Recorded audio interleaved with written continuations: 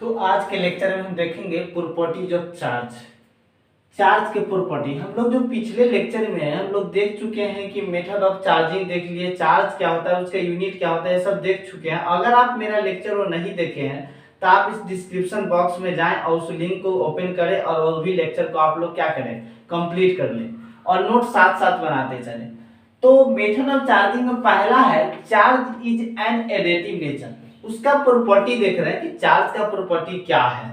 तो charge is an additive nature, तो word से ही लग रहा है कि charge is an additive. Additive मतलब आप बचपन क्लास में पढ़े होंगे, एडिटिव एडिटिव मतलब ऐड करना। मतलब क्या हुआ कि चार्ज को हम लोग सिंपली ऐड कर सकते हैं।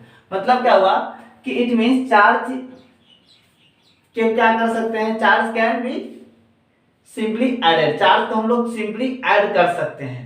मतलब चार्ज को सिंपली ऐड कर सकते हैं, क्यों? क्योंकि वो स्केलर क्वांटिटी है।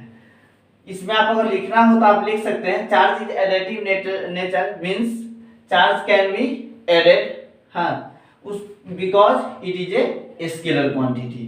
तो पहला प्रॉपर्टी समझ गए कि चार्ज एक एडिटिव नेचर है, क्योंकि वो सिंपली उसको ऐड कर सकते हैं। मतलब क्या होगा कि जैसे मान लीजिए किसी बॉडी में अगर Q1, Q2, Q3, Q4, Q5 ये सब चार्ज है आपका इस बॉडी में, तो आपसे पूछे कि नेट टोटल चार्ज क्या होगा, तो क्या बोल सकते हैं हम लोग Q1 plus Q2 plus Q3 plus Q4 और प्लस Q5 ऐसे हम लोग बोल सकते हैं। तो उसको हम डायरेक्ट ऐड कर सकते हैं। 2 coulomb plus 3 coulomb direct 5 coulomb बोल सकते हैं। तो इसमें हमको ये डायरेक्शन से कुछ लेना है, हम डायरेक्ट क्या करेंगे, ऐड कर लेंगे। तो ये मेरा हो गया आपका क्या, प्रॉपर्टी। अब दूसरा प्रॉपर्टी जो हम लोग देख रहे हैं, दूसरा प्रॉपर्टी क्या हो गया कि charge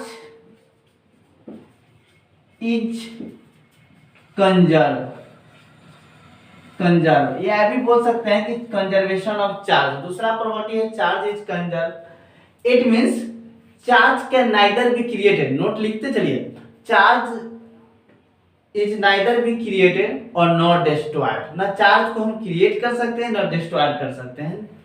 it means charge can neither be created और not destroyed but it can transfer from one body to another body. अब चार्ज बट को हम लोग चार्ज ऑफ कंजर्व का मतलब हो गया कि ना हम चार्ज को क्रिएट कर सकते हैं, ना हम जनरेट कर सकते हैं, और ना उसको हम डिस्ट्रॉय करना बर्बाद कर सकते हैं।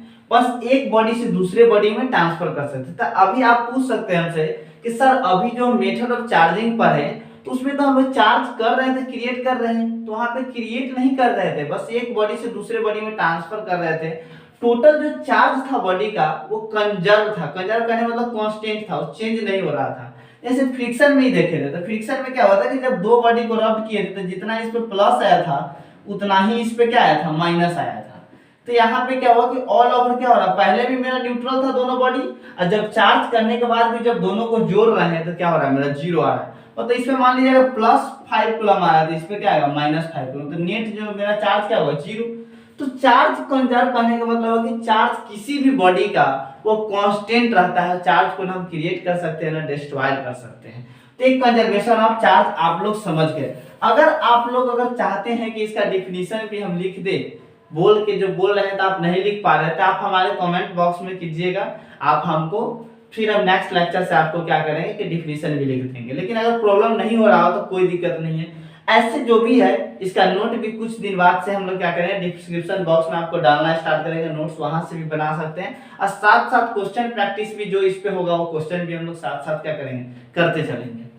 तो ये आपका हो गया चार्ज इज कंजर्व। तीसरा जो है आपका प्रॉपर्टी, तीसरा जो हम लोग देख रहे हैं कि चार्ज इज क्वांटाइज, जो भी है बहुत इंपॉर्टेंट है। Charge is quantize,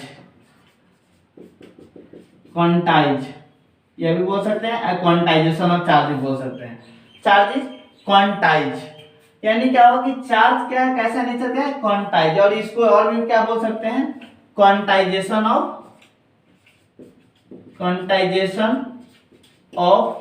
charge, quantization of charge.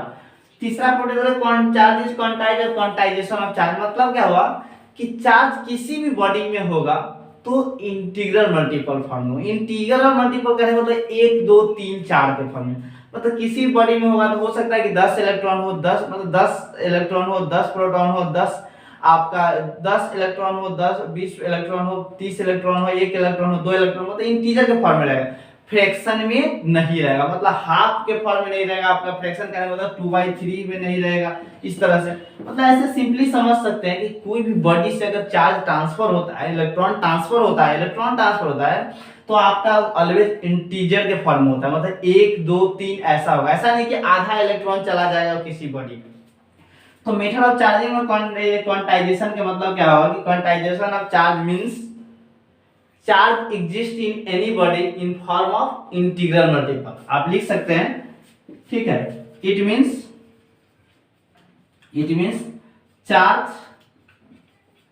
Exist in any body in the form of multiple of one या यूनिट इलेक्ट्रॉन लिख सकते हैं, यूनिट इलेक्ट्रॉन, ठीक है। मतलब क्या होगा, Q इक्वल टू हो सकता है कि 1 इलेक्ट्रॉन हो, Q हो सकता है 2 इलेक्ट्रॉन हो सकता है कि आपका क्या हो 3 इलेक्ट्रॉन हो, इस तरह से, यानी हो सकता है कि आपका Ne इलेक्ट्रॉन हो। यहाँ पे क्या है, N क्या है, नंबर ऑफ इलेक्ट्रॉन, N क्या है, नंबर ऑफ इलेक्ट्रॉन, आप लोग लिखते चले। यहाँ पे Q इक्वल टू Ne जो फॉर्मूला आया, यहाँ पे प्लस माइनस भी लिखा रहता है, प्लस माइनस का मतलब समझाएंगे हम, सिर्फ आप समझिए Q इक्वल टू Ne, यानी यहाँ पे क्या होगा कि Q इक्वल टू जो Ne देख रहे हैं हम लोग, Q इक्वल टू Ne, यहाँ पे N क्या है, नंबर ऑफ इलेक्ट्रॉन, या ये भी बोल सकते हैं कि N क्या है, इंटीजर है। इंटीजर मतलब 1 2 इंटीजर मतलब क्या बोले, किसी बॉडी में जो चार्ज होगा Q वो ऑलवेज एग्जिस्ट करेगा इंटीग्रल मल्टीपल ऑफ 1 इलेक्ट्रॉन, मतलब आपका क्या लिखे, इंटीग्रल यहाँ पे लिख लीजिएगा, integral multiple of unit electron, मतलब 1 इलेक्ट्रॉन के इंटीग्रल मल्टीपल में। तो यहाँ पे क्या आपका कि n क्या हो गया, नंबर ऑफ इलेक्ट्रॉन। अब यहाँ से एक क्वेश्चन बनना आपका स्टार्ट हो जाएगा, यहाँ से क्वेश्चन भी कुछ क्रिएट हो। अब देखिए, जैसे आपको बोला कि कोई बॉडी पे ट्रांसफर हो गया, आपका चार्ज हो गया, ट्रांसफर इलेक्ट्रॉन हो गया, तो आपका बॉडी हो गया -5 कूलम। तो बताइए कि वो कितना इलेक्ट्रॉन उस पे ट्रांसफर हुआ होगा। तो Q की जगह पे हम लोग -5 रख देंगे, और यहाँ पे n कभी भी नेगेटिव नहीं होता है। आप जानते हैं कि n जो नंबर ऑफ इलेक्ट्रॉन होगा, नंबर कभी भी नेगेटिव होता है नहीं। तो वहां पे क्या करेंगे कि Q इक्वल टू जब यहाँ पे लगाएंगे तो यहाँ पे माइनस वाला फॉर्मूला यूज करेंगे Ne, और E का चार्ज आप लोग जानते हैं कि 1.6 × 10⁻19 कूलम, मतलब इलेक्ट्रॉन का चार्ज हमको पता है, n निकालना है तो हम लोग यहाँ रख के n निकाल सकते हैं। मतलब इस पर हम क्वेश्चन अभी देखेंगे। यहाँ पे क्या क्वांटाइजेशन ऑफ चार्ज का मतलब समझिए सिर्फ कि क्या होता है कि चार्ज किसी भी बॉडी में जो एग्जिस्ट करेगा तो किसके फॉर्म में करेगा, इंटीजर के फॉर्म में। चाहे ये भी बोल सकते हैं कि दूसरा डेफिनेशन कि चार्ज किसी भी बॉडी में जब ट्रांसफर होता है तो always in form of integer के फॉर्म में होता है। तो आपका ये जो तीसरा एक प्रॉपर्टी था जो बहुत इंपॉर्टेंट है, क्वांटाइजेशन ऑफ चार्ज। ये जो बोला भी जाता है कि माइक्रोस्कोपिक लेवल पे क्या करते हैं हम लोग कि इसको माइक्रोस्कोपिक पे इसको नेगलेक्ट कर देते हैं, लेकिन माइक्रो पे क्या करते हैं, इसको नेगलेक्ट नहीं करते हैं। इस सब हम लोग देखेंगे। नेक्स्ट प्रॉपर्टी है 4 नंबर, जो charge is associated with mass. Charge is associated with mass का मतलब हो गया कि it means charge can not exist without mass. Charge बिना मास का एग्जिस्ट नहीं कर सकता है, but mass can exist without charge. मतलब क्या हो गया, it means charge cannot exist without mass, without आपका mass, but mass can exist without charge.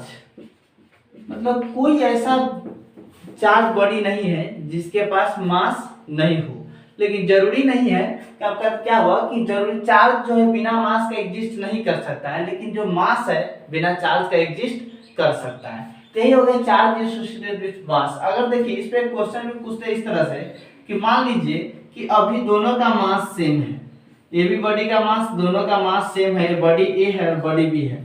कुछ देर बाद बॉडी जो इससे इलेक्ट्रॉन इस पे ट्रांसफर हो जा रहा है किसी तरीके से, तो इस पे माइनस चार्ज हो रहा है, इस पे प्लस चार्ज हो रहा है।